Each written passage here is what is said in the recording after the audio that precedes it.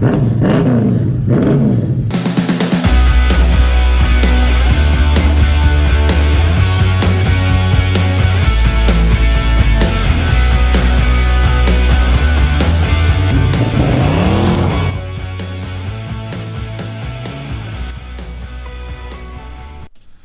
guys, welcome to Should Be Right Garage. We're now back into making our regular content again, and we are off rallying in DEATHPROOF. As you recall, last time we went out we had a few issues, so let's take ourselves a closer look. And just quickly guys, we've now got some merch available if you want to help support the channel. We've got them in 3 different colours and a whole bunch of sizes, and they're available for 45 bucks delivered anywhere in Australia. And of course these are in conjunction with our other methods of support, including our PayPal account if you wish to donate directly, and of course our Will It Start content.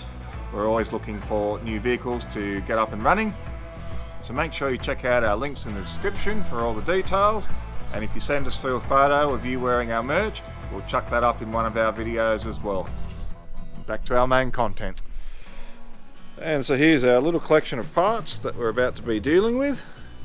Now the steering rack you guys have seen before, we're not going to focus on that too much. You know, we damaged it on one of these ruts. Now we've got a new set of rear springs and some bushers that are going to go in. Old ones are sagged, these are a little bit tougher now, but they should be able to handle the jumps a little bit better. And of course the big issue was our shock absorbers. You can see this is what's left of our old mount, it's gone. So we're going to be running this new set of bolts and a bunch of brackets that are going to go onto the diff. And the big upgrade is hopefully these brakes. So what I've got here in front of you is a pair of rear calipers, similar to what is currently fitted to DEATHPROOF, and a set of front calipers, which is same as what's fitted to the front of DEATHPROOF. Now if we take a look at the size of this piston on the caliper, it's a little bit smaller on the rears. If we look at this piston, that's a bit bigger. So what I want to do is get these front calipers functioning on the rear. Now you may be wondering why I want to do that, but the theory being is that with a larger piston I should have less pedal pressure and better braking force being applied to the rear. What's happening at the moment is that whilst it's pulling up, I'm having to stomp on that brake pedal really bloody hard, and it really doesn't suit the driving style because the steering's nice and light being power steering, throttle is really easy to do, handbrake is really easy to do, shift is really easy to do. Brakes need to be the same so that we can have a more cohesive unit. So back to the calipers themselves, what I'm actually able to do is I've measured the thickness of these pins. The gap between the two of them are identical on both of them. So it means that the mounting bracket that we use for the rear diff can be transferred over, and we can actually mount these front calipers in the rear diff bracket housing. So now of course when we look at this side by side for the brake lines, we've got a bit of an issue. You can see on the banjo bolt here, this is the front brake line, and on the rear it's a screw-in line. And side by side with some old lines you can see exactly the difference. So as a result, we've now got ourselves a custom set of braided steel lines to suit. Now of course what I don't know is that once this actually works, the theory being is that I'll have an easier pedal to press, the brakes will come on stronger, I will have a little bit more pedal travel. What I don't know is if these rear wheels are going to start locking up a little bit too frequently, so we'll give it a bit of a test in the driveway once we're done, and if necessary then we can install a proportion valve. But hopefully, fingers crossed, it's good to go. We've got a lot of work to do, let's get involved. So my issue with the steering was that I was able to turn left quite easily. There's no resistance at all going on to full lock. The problem however was when I started to turn right. And it's at about this point here, it's become really tight and I'm struggling to move it any further.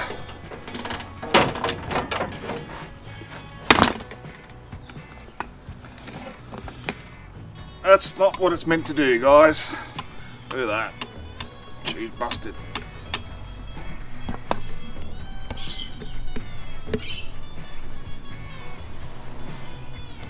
And back in with our replacement.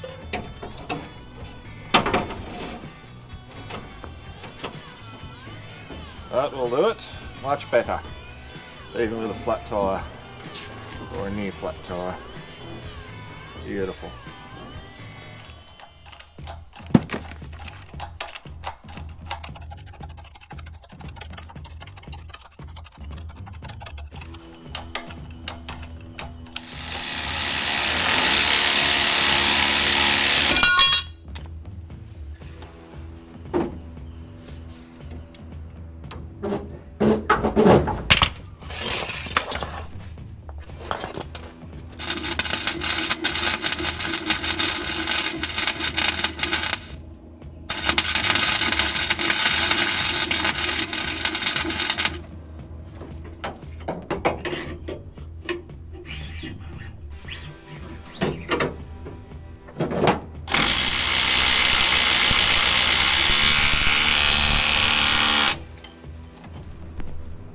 And that's now both sides done with some new and improved shock absorber mounts. It's now time to experiment with our brakes.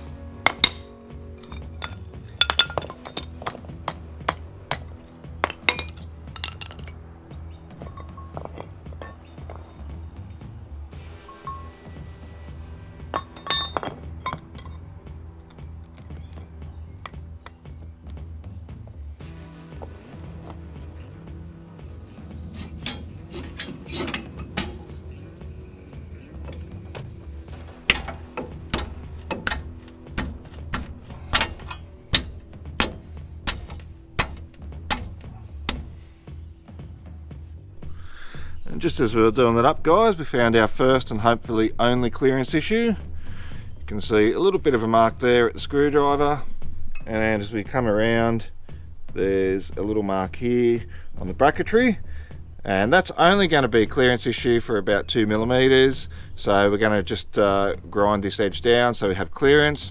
When the piston actually slides outwards, when the wear and tear happens, there'll be plenty of clearance altogether.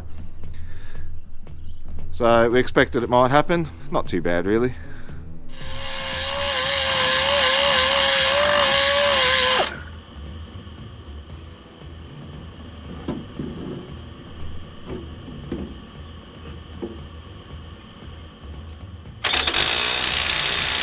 Got some beautiful clearance now. Time to bleed him and try him out.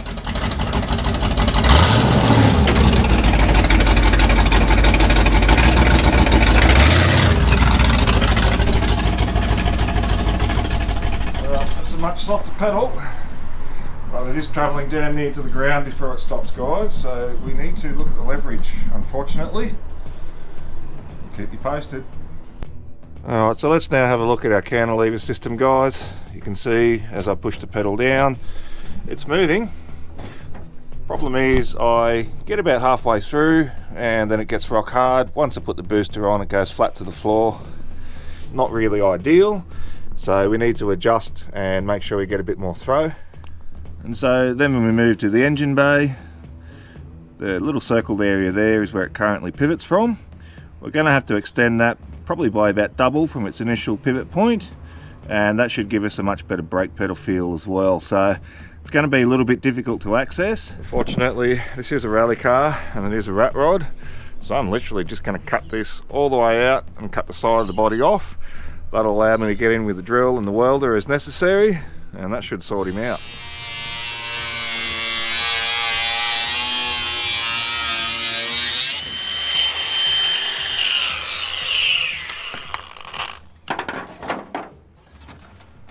Follow me for more tips on the art and not giving a shit. And there we are. Plenty of easy access now for drilling holes. You beauty.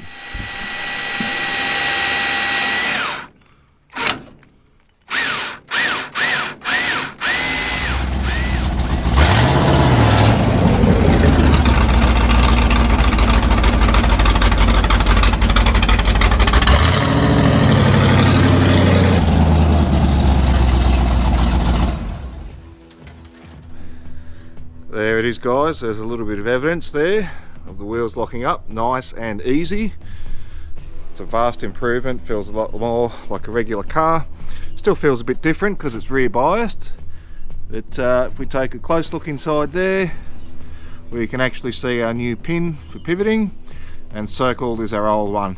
So that has made an absolute world of difference. That said, I guess we better put this back now, eh? And find out how we go on the track.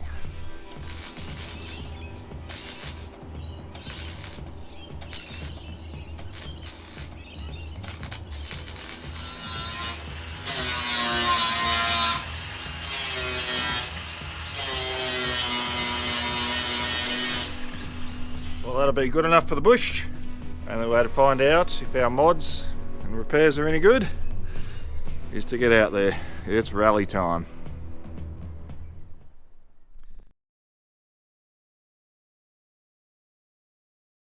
There we are, made it to the Bago 150. The gear had some issues off camera, needed a new computer. Happy days, lots of dollars, but we made it there safe and sound. We're ready to head out in DEATHPROOF. We've got to top up the radiator. We do have a leak, unfortunately. We're going to keep topping up during the day, and we're carrying an extra 20 litres of water just to be safe. Don't know if you can see that properly there.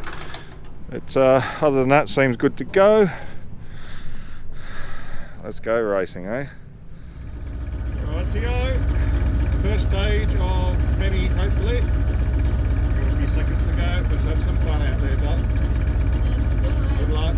Tear up the track today.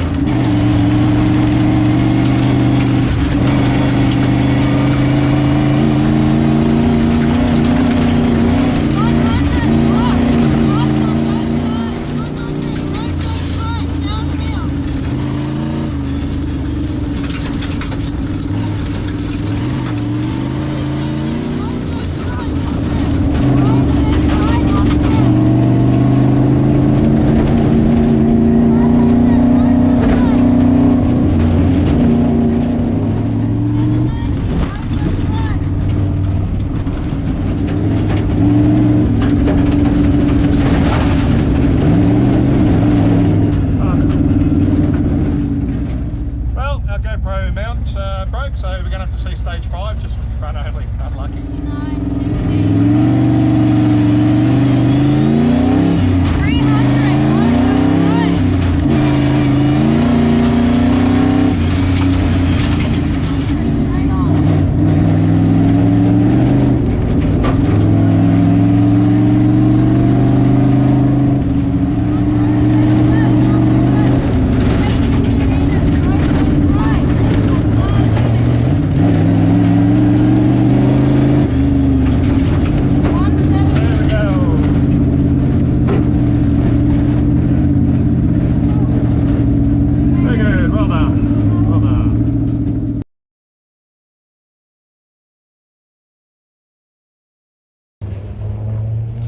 And that'll be us for our hour-long service break. So far so good, no dramas with the car, got a full tank of fuel. Not setting the world on fire, we're currently in 45th position outright out of 65 starters, but we do aim to finish the day, so hopefully we can go out and maintain our position or get a few places better. Off we go.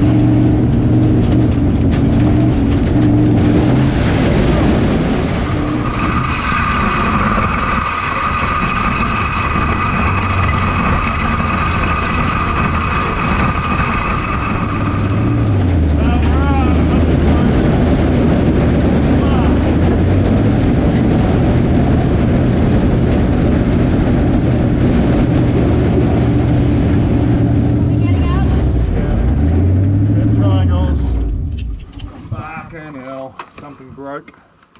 Okay, just Fucking front left just dropped something savage and we were doing well too. Fucking hell. For fuck's sake. yeah, the wheel. So we've got to get out ASAP and get these triangles.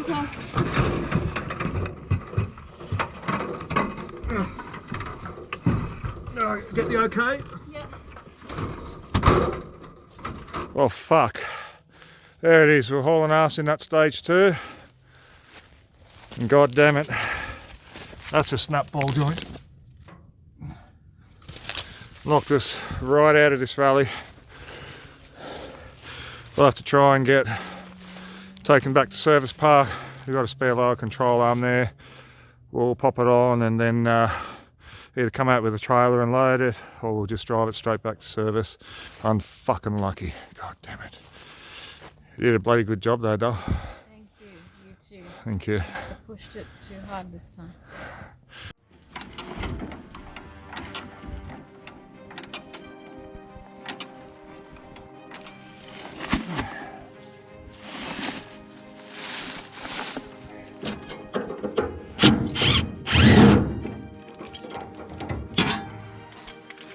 Oh, she's under tension.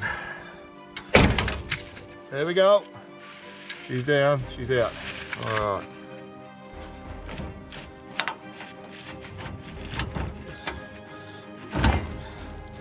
Now it's on. Righto. There you come. Oh, fuck.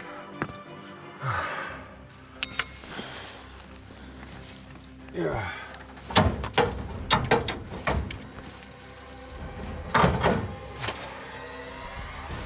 Woohoo.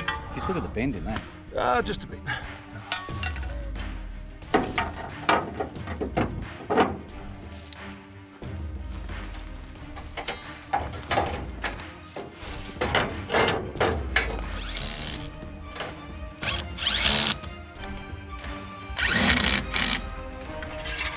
Hands clear.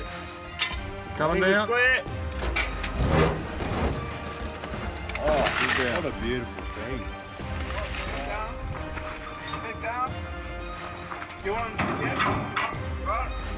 Yeah. Oh, on, brother. Woohoo.